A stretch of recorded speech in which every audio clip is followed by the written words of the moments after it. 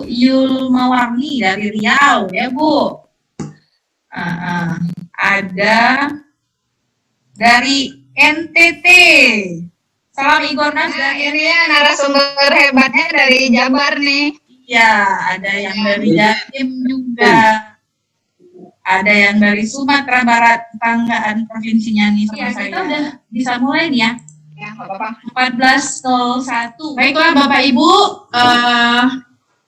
Pak Ketum Igornas Provinsi Bengkulu sudah hadir di tengah-tengah kita. Assalamualaikum warahmatullahi wabarakatuh. Waalaikumsalam warahmatullahi wabarakatuh. Bapak Ibu semuanya, alhamdulillahirrahmanirrahim, kita ucapkan puji dan syukur kepada Allah Subhanahu wa taala yang mana pada siang hari ini, siang menjelang sore ya, sudah jam 2 lewat, kita dapat mengikuti kegiatan Zoom kita ya tentang workshop online pengisian e-rapor kurikulum merdeka dari Ketua Igornas Provinsi Bengkulu, Bapak Dian Igornas seluruh Indonesia hadir pada kegiatan ini. Kegiatan ini betul-betul sangat membuat bangga saya ya, karena dengan sangat cepat, cukup 3-4 hari langsung terskedulkan, yang sebelumnya belum terpikirkan langsung terpikirkan oleh sekum saya yang sangat energik. Keraguan terkait memanfaatkan kurikulum merdeka, mengimplementasikan kurikulum merdeka, keraguan memanfaatkan platform Merdeka Mengajar, bahkan masih ada yang belum tahu, yang belum punya akun Belajar ID. Nah, ketika mulai sudah tidak peduli, nah itu tadi, jangan marah kalau tiba-tiba nanti jadi fosil. Karena tidak mau berevolusi, tidak mau berubah, tidak mau meninggalkan gaya-gaya lama. Bapak Ibu sekalian, mumpung kita masih merdeka, kita akan mulai ke materi pertama. Di sini materi pertama kita itu ada Pak Dadan Hermawan MPD. Nah, beliau ini adalah fasilitator dan pengajar praktik di Provinsi Jawa Barat. Nah, jadi kita tidak tertutup di Sumatera saja Bapak Ibu. Kita narasumber itu dari mana saja yang kita kita punya silaturahmi yang baik, nah kita ajak kerjasama untuk bisa memberikan ilmu beliau untuk kita semua. Baik, sebelum kita persilakan Pak Dadan, saya jemput beliau dulu dengan pantun, ya. Yang hari makan bakso aci. Malam lapar ya. Malam hari makan ikan teri. Kurang gizi ya. Nah, karena sudah saatnya presentasi, silahkan kepada Pak Dadan membahas materi. Kepada Pak Dadan, kami silakan. Mantap. Pak Dadan. Baik, Bapak Ibu semuanya. Assalamualaikum warahmatullahi wabarakatuh. Beli nanas di bangku keren. Igornas Bengkulu memang keren. Berbakat juga pada ini. Punya banyak pantun. Kalau begitu pas ya? Kayaknya harus pantun nih. Iya. Saya bagian apa nih Bu Titin? Jangan disuruh curhat nantinya. Jangan curhat tuh Pak, kasih ilmunya buat kita nih. Oke, Bapak Ibu semuanya, selamat siang menjelang sore pada siang hari ini. Sebelumnya perkenalkan, nama saya Dadan Hermawan. Hari ini saya menjadi fasilitator guru penggerak untuk Kabupaten Bandung. Kemudian di angkatan pertama saya menjadi pengajar praktik untuk guru penggerak di Kabupaten Cirebon. Setelah ini saya nggak tahu takdir saya ada di mana. Bapak Ibu semuanya, saya sehari-hari bertugas sebagai kepala sekolah di Kabupaten Subang. Bapak Ibu semuanya, ini memang luar biasa nih ya, Igora Provinsi Bengkulu ini, saya termasuk orang yang diculik oleh Bu Ade gitu. Karena ketika saya diminta ngisi materi, saya kira ngisi materi di sekolah Bu Ade aja gitu. Ternyata saya harus bertemu dengan teman-teman se-Indonesia. Dan ini sebuah kebanggaan dan kebahagiaan sore hari ini pada Jumatan kita bisa silaturahim, mudah-mudahan menjadi penyambung banyak rezeki buat kita, kemudian juga panjang usia kita. Bapak Ibu semuanya, saya dipinta oleh Bu Ade untuk menyampaikan tentang bagaimana evaluasi dan rapot dalam kurikulum merdeka.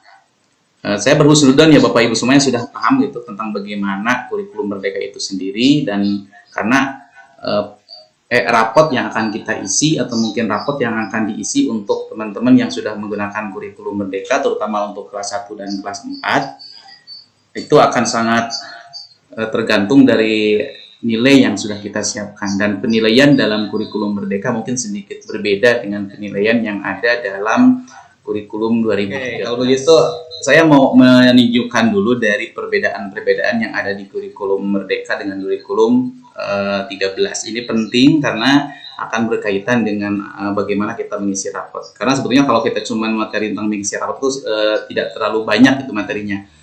Rapot yang ada di kurikulum Merdeka ini lebih sederhana daripada rapot yang ada dalam kurikulum Merdeka 13. Kalau di kurikulum 13 kan ada 4 kompetensi yang kita harus isi di sana, mulai dari sosial, kemudian religiusnya, kemudian keterampilan dan pengetahuan. Di kurikulum Merdeka kita hanya cukup memasukkan tujuan pembelajaran mana yang sudah anak capai dan tujuan pembelajaran mana yang belum anak capai. Jadi lebih. Silakan Bapak Ibu, kalau nggak ada nih kita cek lagi di kolom chat nih. Nah, ini ada pertanyaan dari Ibu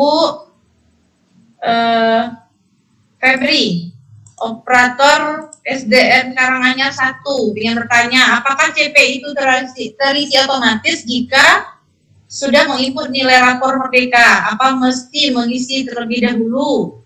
Ini pertanyaannya, Pak. Ya, TP itu wajib dimasukkan dulu. Karena gini Bapak Ibu rasionalnya, saya akan jadi orang yang memprotes aplikasi e-rapot kalau TP-nya sudah terisi dari kementerian. Kenapa? Karena TP itu harus dibuat secara teori itu harus dibuat oleh guru masing-masing. Dan setiap sekolah mungkin bisa aja untuk CP yang sama bisa jadi kalau diterjemahkan oleh guru yang berbeda, TP-nya bisa jadi berbeda seperti itu. Makanya TP itu harus di-input masing-masing oleh guru, dan saya pesan ke operator jangan mau menerima disuruh untuk membuat TP, karena Bapak Ibu bukan yang mengajar di kelasnya gitu. Kalau mengentrikan TP oke, tapi kalau membuat TP nanti khawatirnya si TP itu tidak nyambung gitu dengan apa yang diajarkan di kelasnya masing-masing. Jadi TP itu tetap harus diinput, dan TP yang diinput itulah yang nanti akan muncul di kolom penilaian yang akan dipilih oleh Bapak Ibu guru untuk mana yang terpenuhi, mana yang belum terpenuhi. Ya, baik. Terima kasih Pak Dadan. Jadi konsepnya tadi kan kurikulum Merdeka ya Pak Dadan. Kalau seandainya TP-nya masih juga ditentukan pemerintah, itu belum merdeka juga namanya. Karena kan kembali lagi ke pembelajaran berdiferensiasi sesuai dengan kebutuhan siswa, sesuai dengan kebutuhan murid. Kita lanjut satu pertanyaan lagi Pak. Karena nggak ada yang live, kita buka nih satu pertanyaan dari Bu Lydia Novika. SDN 31 Pekanbaru. Di Pekanbaru nih. Pak, boleh tidak meletakkan angka nilai dibuat 40 di rapor? Jadi Pak, kalau nilainya nggak cukup, berarti bisa jadi anak nggak, bisa jadi ada nggak anak yang tinggal kelas dalam kurikulum Merdeka ini? Baik, anak tinggal kelas atau tidak Bapak Ibu itu ditentukan oleh sekolah ya. Dan di kurikulum mereka itu kan ada 2 hal yang berbeda antara kelas dengan fase. Nah, kelas itu dilihat dari usia anak, fase itu dilihat dari kemampuan anak mencapai CP-nya. Nah, satu fase itu kan 2 kelas. Fase A, satu kelas A dan kelas B contohnya. Fase B kelas 3 dan kelas 4. Nah, di kurikulum Merdeka, anak kan tiap tahun bertambah usianya. Nah, ketika anak bertambah usia berarti kan kelasnya pun harusnya naik gitu. Jadi secara logika di kurikulum Merdeka anak harus naik kelas seperti itu. Sehingga tadi kenapa ada istilah teaching at the right level, di mana guru harus mengajar sesuai dengan kemampuan anak, karena bisa jadi anak yang kelas 2 kemampuannya masih ada yang tertinggal tuh, kemampuan kelas 1-nya belum terpenuhi di kelas 1, tetap dia harus naik ke kelas 2, dan di kelas 2 harus diberikan tindakan oleh gurunya. Nah, walaupun nanti di rapotnya 40, angka 40 itu juga belum tentu menerjemahkan anak naik tidak naik seperti itu. Kalau memang disepakati untuk naik tidak naik, ya itu bisa jadi alasan untuk tidak naik. Tapi alasan syarat-syarat untuk naik tidak naik itu ditentukan oleh sekolah, dan itu harus melibatkan orang tua, kemudian komite sekolah. Jadi kalau mau ada anak yang tidak naik tuh, ada datangkan orang tuanya, kita undang komite sekolah, kita diskusi. mana yang lebih baik nih untuk anak ini, apakah naik atau tidak naik, seperti itu. Kalau memang satu levelnya masih level pertama, maksudnya kelas level A, dia baru kelas 1, maka dia sebetulnya masih bisa naik walaupun belum mampu dari kelas 1-nya, karena levelnya level A, satu level, kelas 1, kelas 2 satu level. CP itu kan disampaikan dalam satu fase, jadi bukan per tahun. Kalau CP itu belum tercapai di kelas 1, dia masih punya kesempatan untuk mengejar di kelas 2-nya, karena masih sama satu fase A. Begitupun anak kelas 3 dan kelas 4. Jadi diusahakan tidak ada yang tidak naik, tapi kalaupun memang tetap kondisinya sangat tidak memungkinkan untuk naik, itu mesti dibolehkan untuk tidak naik. Seperti itu. Pak Wayan, nilai pengetahuan dan keterampilan apakah digabung? Sekarang satu nilai ya Pak Dadan ya? Iya, kan tadi saya sampaikan di depan ya, di kurikulum 13 ada 4 pemisahan kompetensi anak, ada pengetahuan, keterampilan, sosial, itu kan dipisah-pisah. Nah, di kurikulum Merdeka itu tidak ada lagi, tidak muncul lagi, karena terintegrasi. Jadi anak harus utuh. Ketika anak belajar keterampilan, dia pun sekaligus pengetahuannya, sekaligus spiritualnya, sekaligus sosialnya. Jadi cuma satu, capaian CP atau enggak gitu. CP aja yang munculnya. Oke. Terima kasih Pak Dadan atas jawaban-jawabannya yang sudah mulai mencerahkan kita. Nanti Pak Dadan ada di grup nggak, Bu Ade? Ada. Nah nanti bisa lanjut juga nih sambil sharing ya Pak Dadan ya, Boleh.